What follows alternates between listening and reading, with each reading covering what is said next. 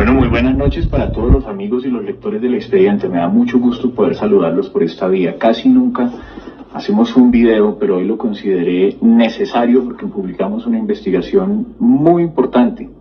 relacionada con el senador Iván Cepeda y el proceso que se siguió por el asesinato de su padre, el entonces senador de la Unión Patriótica, Manuel Cepeda.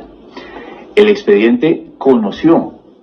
un testimonio de un falso testigo que le confesó a un juez de la República haber mentido, haber inculpado de manera injusta a dos suboficiales del ejército que terminaron condenados a 43 años por ese asesinato. Según esos oficiales con quienes conversamos en el expediente y según la declaración de ese testigo, el entonces activista de derechos humanos Iván Cepeda, quien visitaba frecuentemente las cárceles del país con el pretexto de dar clases de derechos humanos, abordó al falso testigo y con distintos ofrecimientos, prebendas y beneficios consiguió que éste accediera a declarar en contra de dos oficiales del ejército. Cepeda necesitaba tener a agentes del Estado como responsables de ese crimen para posteriormente poder emprender las acciones judiciales en contra del Estado colombiano. Acciones judiciales ante la Comisión Interamericana de Derechos Humanos que determinaron que se trató de un crimen de Estado por el que el gobierno nacional, a través del entonces ministro del Interior, Germán Vargas Lleras, ofreció disculpas al senador Cepeda y a su familia, y crimen de Estado por el que el senador recibió una indemnización cercana a los 1.000 millones de pesos. El testimonio que publica el expediente es un testimonio que forma parte de un proceso judicial y es un testimonio que sirvió como base para que los dos suboficiales condenados le estén solicitando en este momento a la Corte Suprema de Justicia que revise su condena y que tenga en cuenta la confesión de esa persona que dice que se prestó para mentir por solicitud de Iván Cepeda Castro. En el expediente también publicamos una comunicación interna de la Corte Suprema de Justicia el pasado 17 de noviembre en la que la secretaria de la Sala Penal de la Corte le solicita a la Sala de Casación Penal que comiencen a darle trámite a esa investigación y que se atienda la solicitud que presenta el abogado de los dos suboficiales que están solicitando la revisión de su condena. También podemos informar que esta investigación terminará en una denuncia penal ante la Fiscalía General de la Nación que presentará el periodista Ervin Hoyos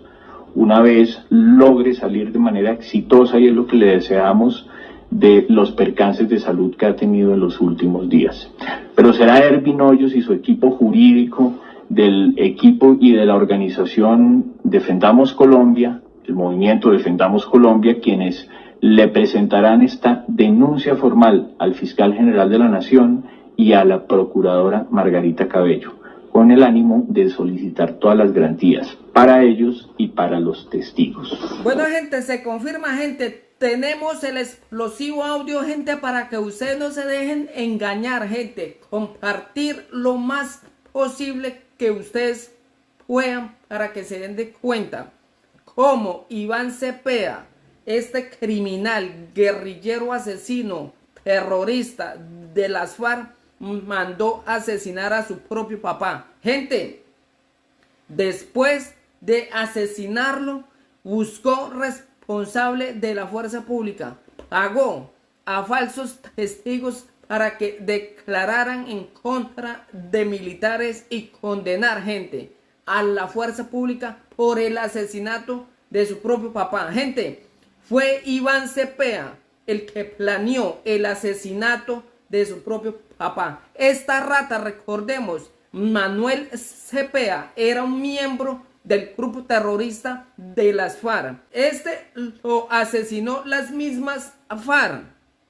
porque Iván Cepeda dio la orden, porque el papá estaba torciéndose, porque estaba yendo a Estados Unidos a negociar a escondidas de ese grupo terrorista y estaba robando a ese grupo terrorista, y entonces la orden fue liquidarlo. Iván Cepeda dio la orden de asesinar a su propio papá. Recordemos, la Unión Patriótica era un grupo terrorista de las mismas FARC, y hoy revelan acá el explosivo audio donde el propio Iván Cepeda creó ese proceso falso, gente, para encubrir a los que asesinaron a su propio papá, gente, encubrir a estos asesinos para buscar unos responsables del Estado colombiano y así él obtener 2.000 millones para vivir sabroso. Gente, Iván Cepeda buscó a falsos testigos para tapar a los verdaderos asesinos de las FARC, a taparlos, guardarlos, refugiarlos y buscar a militares para culparlos del asesinato de su propio papá. O sea, desviar la investigación para que él no fuera capturado por el homicidio de su propio papá, el defensor de derechos humanos. Esta rata, defensor de derechos humanos, desvió la investigación y culpó a militares inocentes, pagándole a otros 100 millones para que declararan falsamente en contra de militares inocentes. Iván Cepeda armó un proceso falso para cubrir a los verdaderos asesinos de su propio papá, que fue el grupo terrorista de las FARC, ordenado por su propio hijo. Porque si la justicia capturaba a los verdaderos asesinos del papá de Iván Cepeda, estos iban a confesar de que su propio hijo había dado la orden de asesinarlo. Escuchen estos explosivos audios. Bueno, muy buenas noches para todos los amigos y los lectores del expediente. Me da mucho gusto poder saludarlos por esta vía. Casi nunca hacemos un video, pero hoy lo consideré necesario porque publicamos una investigación muy importante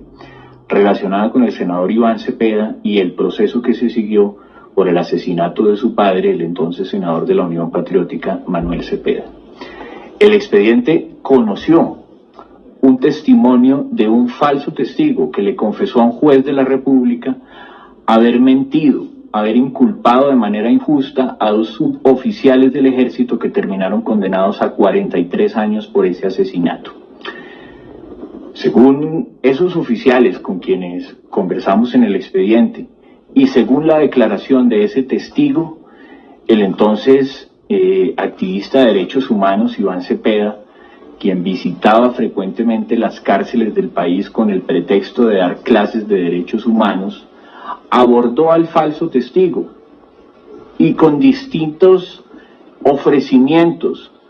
prebendas y beneficios consiguió que éste accediera a declarar en contra de 2 oficiales del ejército. Cepeda necesitaba tener a agentes del Estado como responsables de ese crimen para posteriormente poder emprender las acciones judiciales en contra del Estado colombiano.